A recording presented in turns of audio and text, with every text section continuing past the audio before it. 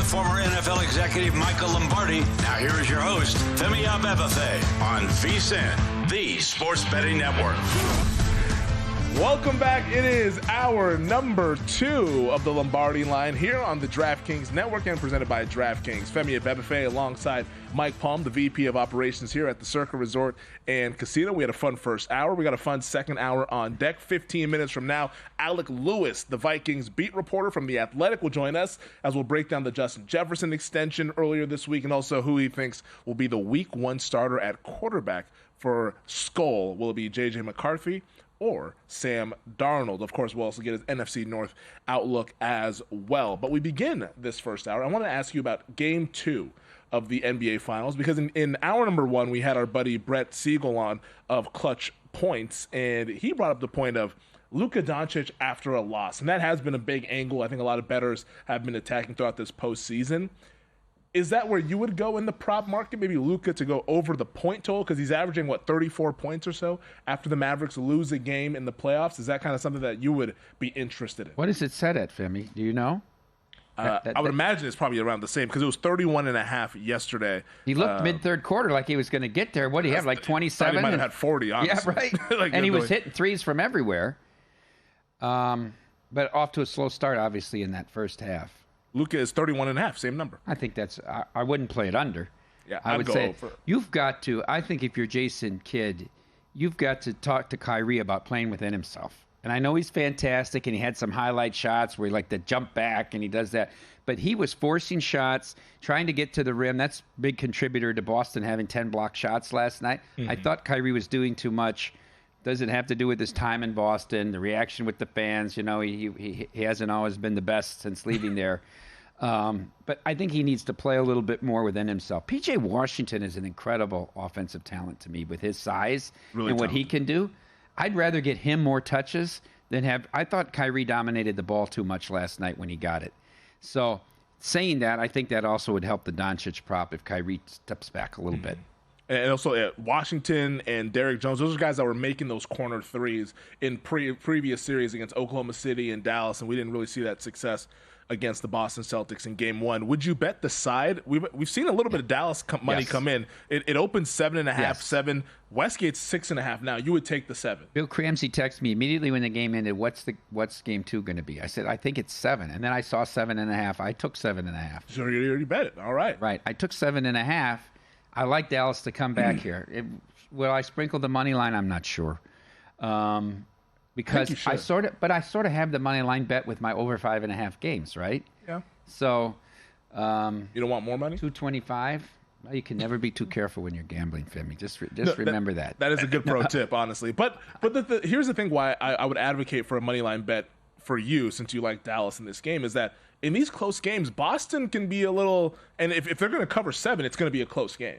So I think you're almost obligated to take some plus 220, but it doesn't have to be big. Is this the clunker? You think this is the clunker? They've done it 2 times already this postseason. Do you like Dallas more do you like Boston more in Game 3 than in Game 2? I would ask you that from this perspective, right? 100%. Okay, yeah. I was texting with my brother. He was like, "Are you going to bet game?" Because I didn't bet the game yesterday. I was like, "I got my Tatum bet. I'll just see how things play out." He's like, because he bet it, and he was like, "Oh, I kind of want to double down." And I was like, I'm going to wait for the series to shift to Dallas before I bet Boston. Get a little bit. I mean, it's gonna be like what, Boston 1, 2. I would think 2. Yeah, I'd rather bet that than to lay 7 with this team that, hey, as good as they are, they kind of have those loafing moments and be like, oh wow, the Celtics just went 20 minutes of just jacking up threes or playing iso ball, and all of a sudden Dallas is in control. But one of the reasons why I'm so confident in the Boston Celtics, and I know we have a soundbite from Jason Tatum on Kristaps Porzingis, is that Porzingis makes such a big difference for this Boston Celtics team. It's one of the reasons why they won 64 games. I mean, they put together a heck of a roster, and we saw all throughout this postseason, no Porzingis. He got hurt, I believe it was April 29th in that series, the first round against the Miami Heat, and he went through the second round, the conference finals, no Porzingis. And I think almost as a betting public and also recreational basketball fans, we forgot how good this team is with Porzingis. Well, here's Jason Tatum after the game, after dominant victory on the Porzingis performance, 20 points last night against Dallas. Yeah, and I think you guys got a pretty clear picture of that throughout the season, right? When we were healthy for most of that, and how we played and how effective we were on both ends. And KP had a big hand in that and the success that we had this season. And, obviously getting hurt in the playoffs, we had to figure it out. We had to adjust and play different lineups and whatever. And 12-2 up until that point, we did a really good job. But it is a relief to have him back because we know we're a much better team when he's back. Yeah, and Tatum acknowledges right there a much better team with Kristaps Porzingis. Porzingis comes off the bench, scores 20 points. Obviously, he was the big headliner in the game just because I don't think many people expected that kind of performance after missing a pretty significant amount of time in the playoffs. You made a comment in the first hour I thought was a bit hyperbolic, and you said the current series price of minus 435 should have been the pre-flop price. Mm-hmm. I would agree, though, that if the public knew Porzingis would be 100%, it wouldn't have been minus 210. Yeah. Maybe then it's $3 or a little over $3, right? That's obviously, it's a big factor on the defensive end, too, because of his height and his length. So that's where we sit there. But interesting. It's very interesting. The difference that one person can make and how people can forget because he wasn't there. Yep. But also the thought was maybe he's not going to be there till Game 3 in Dallas, right? And then he comes out and says, I'm playing Game 1. And to a lot of people's credit, he was kind of touch and go with his comments. He was like, yeah, let's see how this goes. And like, yeah, I'm running pain-free, but like was kind of like, wasn't convincing when speaking with the media to where like I interpreted his comments, I was like, oh, like is he going to make it through the game? I just want to see how this goes, and it went pretty well with 20 points off the bench. But yeah, like he didn't sound super confident that he was going to be like this, and he even said after the game, I was running on pure adrenaline. The crowd kind of motivated me, and like he got the standing ovation going out there for shoot around and everything. Like the Boston fans were definitely excited to see him back on the floor, and you see why with what he was able to do. I want to switch gears though to the Stanley Cup. Roland Garros. No, we're not. Set one of the men's second set. Casper Ruud. There you go. Ruud boy. He got it up in the first set. The Norwegian sensation, 6-2 over Sasha Zverev. Ruud Very boy. It's your girl. Hey, I think that's everyone's That's girl. your girl. That's Riri. Bad girl Riri. I mean, she did the Super Bowl performance. Great. She was terrific. And she was pregnant at the time. Turns it quickly, like a Catholic. One after another. Let's get to the Stanley Cup final. Back to Butler. No, we're not going there. Conn Smythe, you are in the Sergei Bobrovsky Bob, camp. I'm on Bob. Playoff Bob. The favorite right now is Connor McDavid, plus 190 at DraftKings. Sasha Barkov, 4-1. Sergei Bobrovsky, plus 450. Matthew Tkachuk, plus 550. Draisaitl, plus 950. Bouchard, 11-1. After that, it's Connor Verhaeghe at 22. Gustav Forsling, who's become he's become a thing. Yeah. He's at 50-1. Did you see the Greg Wyshynski straw poll of the Conn Smythe Award heading into the Stanley Cup final? He published this yesterday. I did not. Number one on that straw poll was Connor McDavid, as many would expect. He is the number one guy in the league, and his team is good. But number two was a Florida Panther, and it was Alexander Barkov. Sasha Barkov was number two. And here's the write-up on Barkov. He said, Barkov appeared first on 5 ballots as the clear number one choice for the Conn Smythe among Panthers players. He had 17 points in 17 games, including 6 goals, yada, yada, yada. But as usual, it's not just about the offensive output for the winner of the Selke Trophy. Barkov shut down Ranger center Mika Zibanejad in the conference finals. He dominated anyone the Bruins matched against him in the second round. This Barkov-McDavid storyline, I think it's those top 3 guys who wins it. It's McDavid, it's Barkov, or it's Playoff Bob. I honestly wouldn't be interested in anyone else after that. I get that you say he, is a manager in this. It's not like basketball where you're going to just sign somebody to play them. The lines aren't always together, and the puck flows. It's not like it's set. It's not like there's 5 guys. Let's run a screen. Run a screen. Oh, Wyshynski's great. Those are Wyshynski's words. He's a really good, and he's a very underrated announcer as well. He's very and a good writer. He's a good writer. Him and Kaplan wrote that article for ESPN.com about the whole story of the Marullo collapse and Phoenix moving to Salt Lake City. If you have a chance, go and read it. It's very, very well done and unbelievable. Like the last 10 years in Arizona, what happened. And dreadful. People rejected every ballot measure, and it was just they have no team. Playing in a college arena. Anyhow, Barkov's been the face of the franchise for 5 years, right? But they've added a lot around him. And that's why I think that there's a shot. Tkachuk is obviously a known name, right? Yeah. Verhaeghe, Reinhart. My guy Ken Miller on the radio in Iowa, who's a huge hockey fan and a big Winnipeg Jets fan, took a little piece of Zach Hyman who had a terrific series against the Stars. And he finished 8th in the poll. Power play. He can be very impactful on the power play as well. What's interesting to me is that the third Florida Panther in this poll was not Matthew Tkachuk. It was Gustav Forsling. That's surprising to me. That might be the headline of this poll, right? He's 50-1, and he finished 5th in the poll. And here's the write-up on Forsling. He says there's a 16-point difference between Bouchard and Forsling, and yet it's the Panthers defenseman who slots into the top 5 for the Conn Smythe. Forsling appeared on one more ballot than Bouchard did, but his placement in the ranking is thanks to one voter putting Forsling atop their ballot ahead of Connor McDavid. So he polls the people that are actually voting on it? People who potentially could vote. It's 24 voters. It's interesting how many people vote on these different 9 people on this, 9,000 and on the Heisman. People that don't even watch football. I don't want to relive the Heisman. 50, the NFL's 50, right? 50 voters. 50 over NBA's all the awards. 100. It's very strange. But he says the Gus supporters will tell you he's been a rock on defense for the Panthers, skating 23 minutes, 18 per game. Florida has goals against per 60 minutes at 1.87 at 5-on-5 with Forsling on the ice. He has had some MVP moments too. His winning goal in Game 6 at Boston to close out that series, and his goal to tie Game 5 against the Rangers before Florida won that critical game. Will enough voters get on the Gus bus in the final to make him a serious MVP contender? But I think if you're on a blank slate, maybe you take a little bit of a shot on Gustav Forsling, who the writers are considering, but the betting market, not so much. There's some interesting props on the finals. Maybe we'll get into it tomorrow on Live Bet Saturday. That's a tease. This is another tease. Alec Lewis, the Vikings beat reporter for The Athletic, joins us next.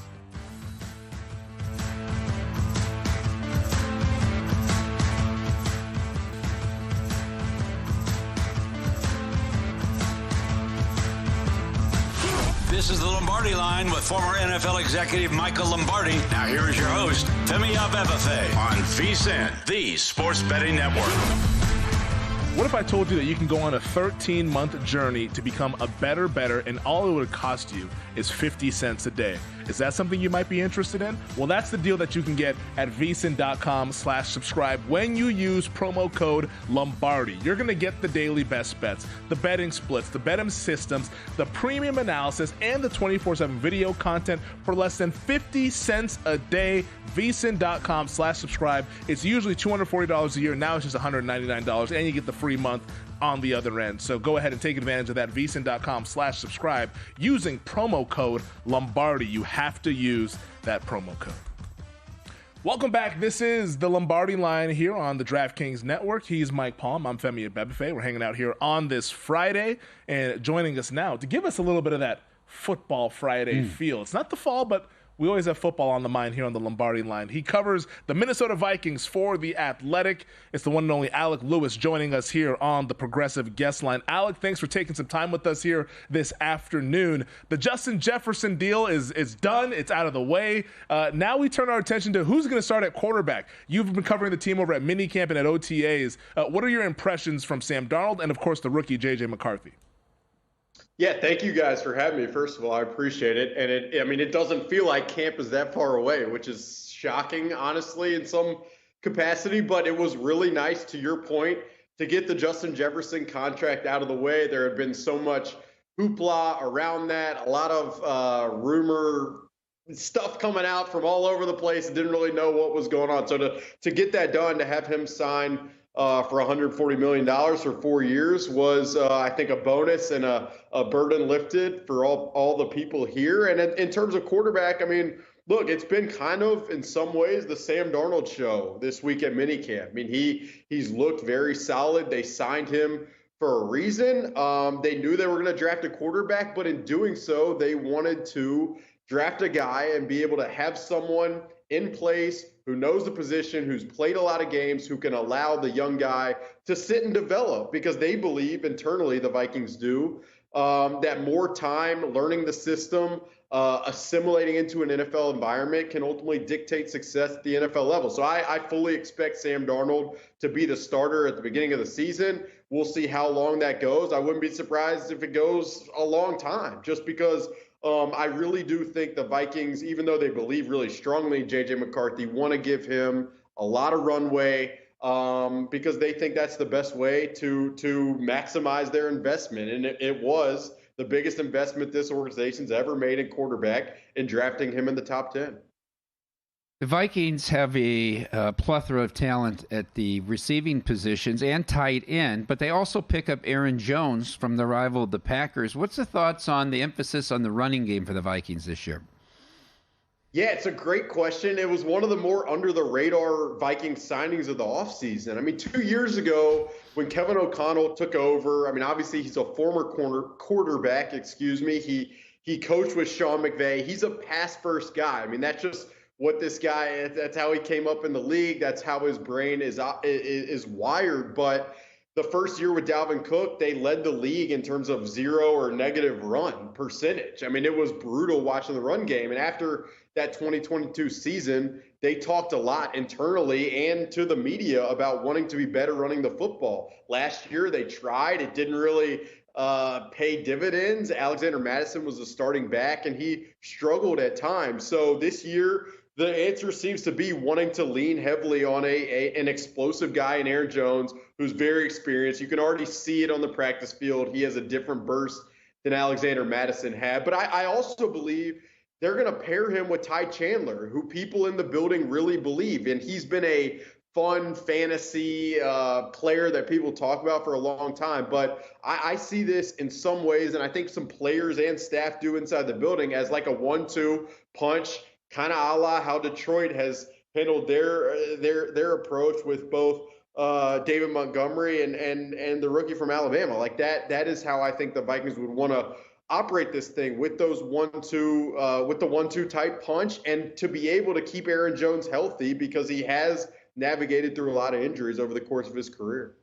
We're hanging out with Alec Lewis, Vikings beat reporter for The Athletic, here on the Progressive guest line here on the Lombardi Line on a Friday. I want to turn our attention to TJ Hawkinson just specifically because he suffered the knee injury towards the end of last season. Where is he at with the rehab? Is he expected to be a go during training camp, or is he expected to be a go during week 1 of the regular season? Yeah, I'm not sure about either of those. Like he was off over on the side of the field yesterday, jogging and running, but the Vikings have been pretty honest from the get-go of like, we are not going to rush this. They invested a lot of money in him prior to last season. They see him as a primary target within their offense alongside Justin and Jordan Addison. And so I just don't think they're going to rush it. Now, if he is ahead of schedule and he does perform in training camp, then maybe week 1 is an option. But I'd probably look at a little bit longer than that in terms of whether it's like a week 3 or even after that, just because they want him healthy for as many games as possible. And they've really put an emphasis on their athletic performance, athletic training, rehab kind of processes to ensure that they are working really hand in hand with the player and not trying to rush guys back. So I think with how much they value what he can bring to the offense, it's going to be similar to a lot of their operations right now. It's like they're thinking long term in a league, in a sport where everybody wants wins right now, as they should, and as the fans will ask for. But I wouldn't expect him to be. I'd be pretty surprised if he was full go, raring to go in training camp, just kind of all over the field the way he usually is. Alec, when the markets first came out on the upcoming NFL season, Femi and I were a little surprised at the divergence of the win totals and the projected odds to make the playoffs from the Bears and the Vikings. We thought that they might be closer together. Everybody's in love with the Bears now and not so much with the Vikings, and they continue to grow further apart. Paul Allen, who calls the games for the Vikings and is a well-known figure there in Minneapolis, also in the horse racing world, usually comes on, as frequent guest of our network, comes on, and every year we asked him, how many games are the Vikings going to win? And he always says some outlandish number, 12, 13 with the 17-game schedule last year. This year he came on, he said 6. I was very concerned. What's your overall outlook on how many games the Vikings are going to win this year? Yeah, PA is the best. He's one of a kind. And to hear that he said 6 is, I mean, I'm blown away. I go on a show every week. I've not heard that type of negativity from him, so I'll have to check with him on that. I mean, look, it is a very, I mean, those numbers are interesting, and I've kind of followed it similar to the way you guys have, just because I mean, I'm curious in terms of what the public and what a lot of the books think. So, I mean, I would say this. The two aspects of this Vikings team that I think are pretty underrated are a lot of the defensive additions they've made, like the Jonathan Grenard signing at edge rusher, the Andrew Van Ginkel signing at edge rusher, the Blake Cashman signing at linebacker, and the Shaq Griffin signing at cornerback. Those aren't going to fill any headlines on any national talk shows, and they shouldn't. Like, I wouldn't expect them to. But I would say when you pair some of that veteran skill set / versatility with the defensive coordinator, Brian Flores, who really, I mean, with the talent he had last year, impressed not only me, but I think a lot of people across the industry. I think there is an opportunity for this defense to kind of surprise some people. And the other aspect I want to mention is just the offensive skill player. Even if TJ Hockenson is not healthy, I expect Jordan Addison to take a leap. I expect him to take a leap in his second year. They signed Robert Tonyan a few weeks ago, and he's looked really, really good. He's performed in years past. So I think from a skill position perspective, people might see the lack of Kirk Cousins and think there's going to be a great drop off, and there might be, but the way Sam Darnold's looked, it's going to be interesting. I will say part of that number, both in terms of their win total, it bakes in the schedule. I mean, it's really tough sledding, especially early in the season. They play the Texans, they play the 49ers, they play at Green Bay, they go to London and play the Jets. Like, it's tough sledding, but I mean, I don't know if they win some of the one-score games the way they did in Kevin O'Connell's first year. That total to me might be a little low. So I'd probably peg it around 8-9. That's like what makes sense to me. But if it is 6, if it is 5, I mean, you guys know every game in this league and on the schedule is a one-score game. So it's unpredictable, which is not me breaking any information. Alec, we got about 30 seconds left. Would you be shocked if the Vikings made the playoffs? Wouldn't be totally shocked. I mean, I think to you guys' point, like they're gonna have to run the football better, and then defensively they're gonna have to surprise some people. But I wouldn't be totally shocked because I believe in some of the coaching staff's ability to adapt to their players. I think that's possible, and I think Sam Darnold. I think he's been in some terrible situations in the past. So we'll see. It's going to be fascinating, but I wouldn't be totally shocked. No. Awesome stuff there. He is Alec Lewis, covers the Vikings for The Athletic. Find him on Twitter at Alec_Lewis. We appreciate it, man. Have a good weekend. Thank you, guys. Thanks for having me. Good stuff there. Alec Lewis joining us on the Progressive Guest Line. Vikings 3-1 to make the playoffs, Mike. I think that's an interesting number. It is, because they shouldn't be this far from the Bears. And they have really good coaches. I don't know if I can say the same about Chicago. I'll just put it that way. We'll talk some MLB on the other side. This is the Lombardi Line here on the DraftKings Network.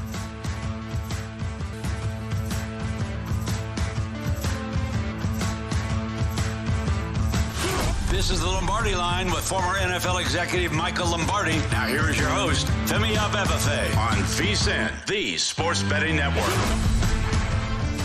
From grown-worthy dad jokes to patching up skinned knees, your dad is one of a kind. This Father's Day, give him a gift that's guaranteed to take him to his happy place, Omaha Steaks. Packages starting at $99 when you go to omahasteaks.com and use promo code VSiN at checkout to get $10 off your order. Show your dad the love he deserves with a gift as unforgettable as he is. Visit omahasteaks.com and use promo code VSiN at checkout. I got my dad some Omaha Steaks a while back for Father's Day. It's a great gift, and I went ahead and the trick is that you get your dad this gift, and then you go over for Father's Day, and you get to eat it as well. You get to enjoy it on the steak. So take advantage of that offer. Use promo code VSiN when you get it done. Derek's going out for the College World Series. He's going Sunday, Monday, next weekend, and he invited me, but it's Father's Day, so I can't do it.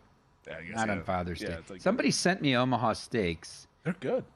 The sides are good. I thought the sides were very good. What'd you get? Now I'm going to be hungry after this. Oh, there were greens, there were potatoes that were very good. But the whole thing, they talk about the steak, but the sides were very good as well.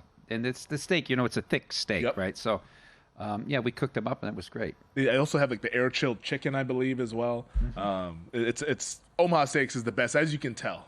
Both of us very established in our Omaha Steaks. Is your dad in Seattle? Yeah. Seattle? Okay. Yeah. I got him Omaha Steaks. I want to say I was working in Oregon at the time, so this is like. And then drove all the way so you could eat it. Smart man. Where were you in Oregon? You were working in Central Oregon, Bend, Oregon. Bend, Oregon. Casinos. You got the casinos in Bend, right? Do they have a casino in Bend? I thought there was a casino in Bend. I mean, maybe on the outskirts. of Bend there was, but I mean, a lot of breweries, that's for sure. A lot of stuff to do, a lot of restaurants and all that. It's a great place. If you love golfing, there's like 12 golf courses within city limits. It's a really underrated vacationing destination if you're out there living in the Pacific Northwest. Thank you to Alec Lewis, the Vikings beat reporter for The Athletic, who joined us in the last segment. I thought he had really good stuff there, and I found myself agreeing with a lot of what he was saying. And I guess it goes without saying, because we've been two people that have been higher on Minnesota than the market. I was on with JVT and Tim yesterday on VSiN Primetime, and I said, like, the Vikings 3-1 to make the playoffs is something that I'm going to strongly consider throughout this offseason. A bet that I probably will make, just because it's a well-coached team with a lot of talented players. If you make that bet, then you believe there are 3 teams out of the North that are going to make the playoffs? Yeah. I mean, you would have to, right? Unless you're fading, if you're trying to fade Packers or Lions. I think both will get there, Packers and Lions. If you had to say one of them missed the playoffs, which one would you say? I'd say Green Bay. Yeah. I think Detroit foundationally, they're too strong. You think they built that team really well, don't you? I think a lot of people think that. Well, I'm just saying. Yeah. I mean, it's a well-constructed team. Hell of a job done by Brad Holmes and Dan Campbell, what they were able to do. Like, I think their floor is really, really high. Like, the worst-case scenario for them is like a 9-8 season, I feel like, barring catastrophic injuries. You know, if Goff gets hurt, then like, all bets are off. But, like, if they're able to stay relatively healthy, I think 9-8 is the worst-case scenario. Who's the backup quarterback at Detroit? It might be Hendon Hooker. I don't even know. It might be Hendon. Let me look. Because I know Teddy Bridgewater's coaching high school ball now. Yeah, I saw that. I saw you got into a drill the other day. Did you see that video? I did see that. He stepped into the drill. Hey, nobody better than a former quarterback. It is Hendon Hooker, who they drafted when was injured, Tennessee quarterback, and it's Nate Sudfeld's QB3. So maybe this preseason we'll get our first look at Hendon Hooker in the NFL. Yeah. And he was heck of a final year at Tennessee. It was a Heisman contender and all the such. Let's go back to the Major League Baseball, though, because we do have a massive series in the Bronx. Perhaps a World Series preview with the Dodgers and the Yankees. And the big news out of Yankee land, I don't know if you saw last night, Juan Soto with left forearm discomfort. No, I didn't see. Did not return after the rain delay. Oh, no. Against the Minnesota Twins. Now, they're saying that it's precautionary. That's what Aaron Boone told the media after the game. And Soto's saying that he kind of felt some discomfort for a couple weeks. It popped up about a week and a half, 2 weeks ago. He felt it. It wasn't doing anything baseball-wise. He said it happened. He just woke up one day and he had some left forearm soreness. And they decided not to ramp him back up during the 1 hour rain delay last night when they eventually beat the Minnesota Twins 8-5. But just something to keep an eye on with Juan Soto, who is among the favorites to win AL MVP and also has changed the trajectory for this New York Yankees team that was 500 last year.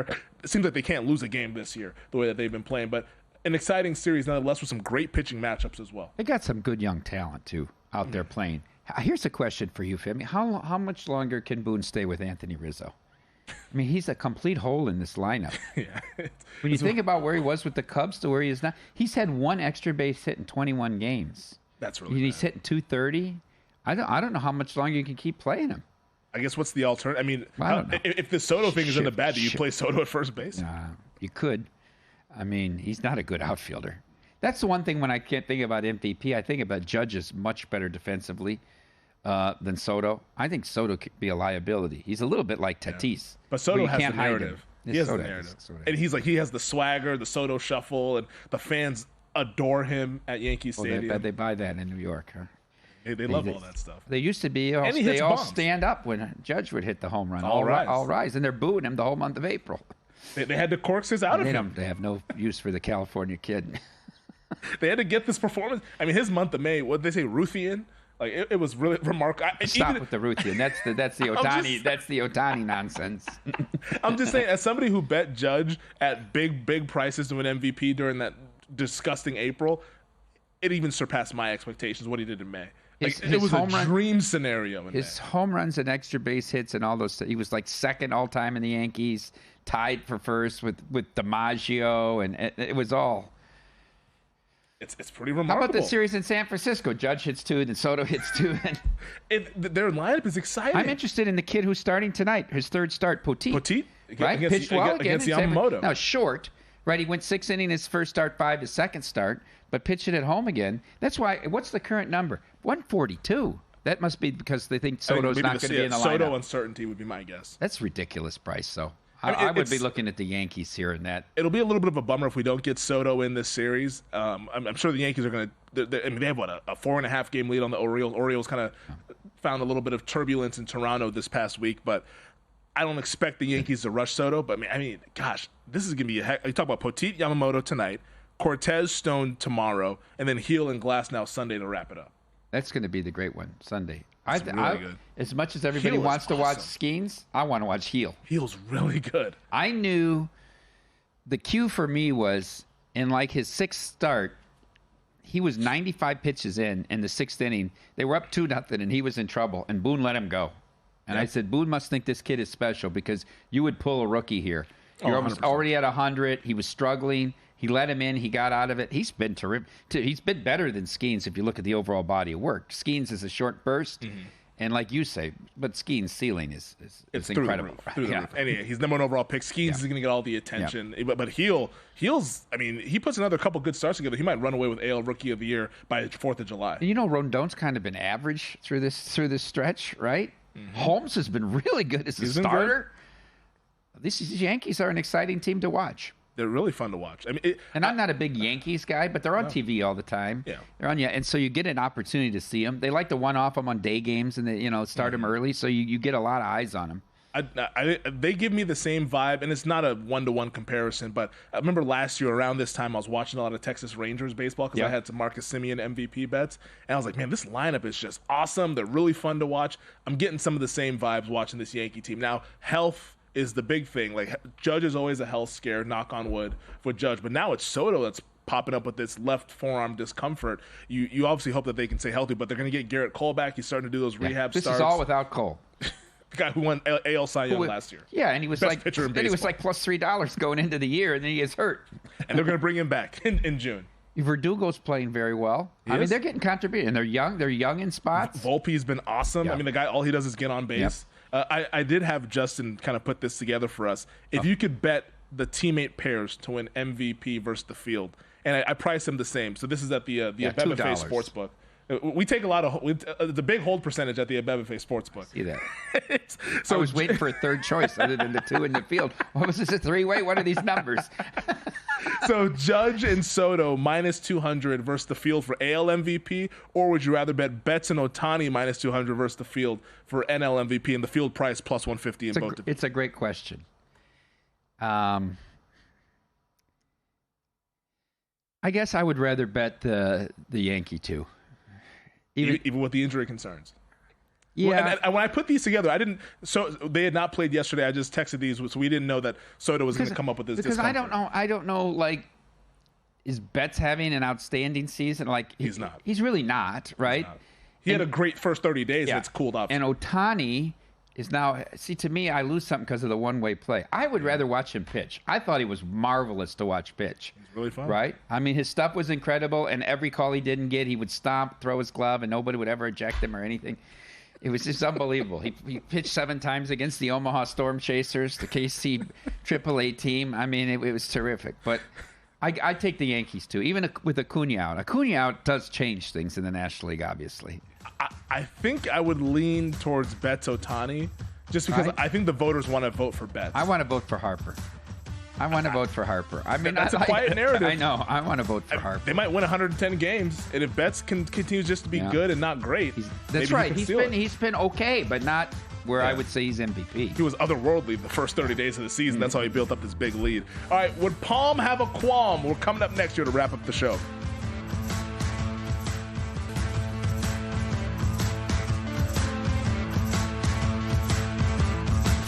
This is the Lombardi Line with former NFL executive Michael Lombardi. Now here is your host, Femi Abebefe, on VSiN, the sports betting network.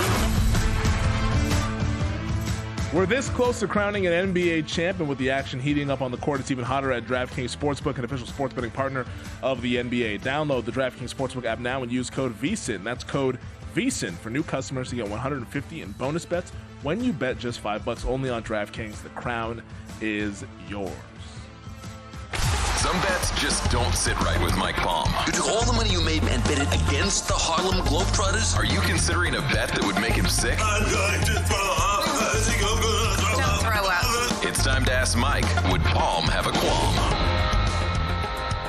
This is my first time seeing the imaging well done by our crew. Would Palm have a qualm?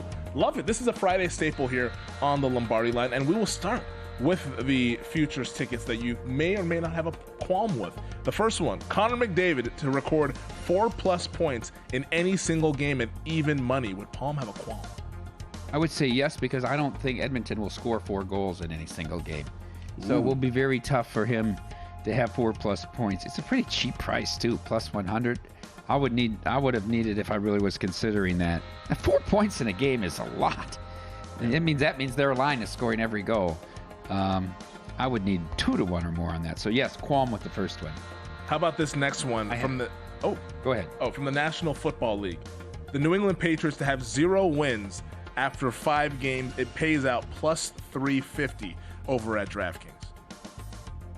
So they're going to lose to the Bengals in week 1, right? We Catch know a 9.5. that. That's too short. Don't you think that's a little short? Feels like it, but I don't want to lay that much in a week 1. Then they have the Eagles. Or the Seahawks. They I'm host, sorry. they host I was Seattle. looking at the other one. They host Seattle. They have a little shot there. They're at the Jets, at 49ers, host Dolphins, which they played competitively last year in Foxborough. Remember the fumble in that game? Yep. Kind of turned it around. What's the price? I'll take it. Plus no 350. qualm. I'll take it. The Seattle game is pretty The much all Seattle your game depth. is, right? To me, at least. And That's what it Seattle will feels be like. favored in that game, Yeah. right? 2, maybe 1.5, 2. You can always hedge a little bit if you wanted to, I'd just to take- lock in. But yeah, I'll take plus 350. I'd take plus 350 Yeah. as well. I feel No good about qualms. that. No qualm with that one. And this next one, will we get a first-time World Series winner? Pays out 7 to 1. That is the Mariners, the Brewers, Rockies, Padres, or Rays. The Rockies and Rays won't make the playoffs. Nope. San Diego really struggling. They blow 3. Here's where it started. They're Jekyll and Hyde. They're up 3 to 1 in Kansas City, about to sweep the Royals on Sunday and give up 3 in the bottom of the 9th. Then go to the god-awful Angels and lose 3, and then lose at home last night to the Diamond. I know that it's all blowing up the strike 3 call to end the game. It's terrible. So they went from 2 games up to 2 games under 500. The question really essentially is Mariners-Brewers, right? Yep. I don't think the Mariners have enough hitting. I don't know that the Brewers are good enough to beat the best teams in the NL. I say I have a qualm at 7 to 1. Price is way too short for me. What would you need to take this? North of 20 to 1? Probably. Yeah. And you're a Mariners. I mean, you watch the Mariners. And the Mariners right now 13 to 1 just individually over at DraftKings. That's probably still a little short. But the pitching staff, if they get in, that's like the big thing with the Mariners. If they get in, I think but Crawford they don't needs get to in. do more at the top of the lineup does. too. He's got to set the table. If you're going to hit Julio second, he's got to set the table. 100%. Julio, I mean, he's starting to turn it around a Yeah. little bit here, but we still need a little bit more. And in his defense, usually the second half is when he turns things around. In the Stanley Cup final, 2 total hat tricks in the series, 10 to 1. That's interesting. I don't really have a qualm with that. Because I think that any one individual hat trick is probably would be around 250. And if you multiplied that by 2, I would say you're getting a decent price at 10 to 1. This is a borderline one for me, but I'll say no qualm. I mean, if this were Edmonton of last year, I would have no qualm.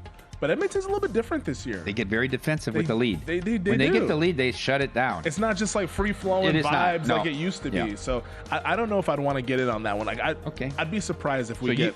Femi has a qualm. I have a qualm with this one. All right, I have to come up with some alliteration, but go ahead. We'll figure it out. This next one from the National Football League, Saquon Barkley to have 1,000 receiving and 1,000 rushing yards, 18 to 1. Which is he more likely to have? Oh, the rushing. You think so? I think What were his receiving yards for the Giants going back in history? Probably dreadful. Well, he also had a different offense and a different quarterback. Let me see here. I'll pull up the Saquon Barkley numbers. I thought we saw this number earlier, Femi, like a month ago, and it was like 20 to 1. And now it's 18 to 1. Last he's year he gotta had be- 280 receiving yards for reference. How about the year before? Let's get into the Saquon game You logs. got to go right to we his gotta, career stats. We got to go to the game log here for Saquon. I'm gonna say So the most he's ever had was 721 his rookie season.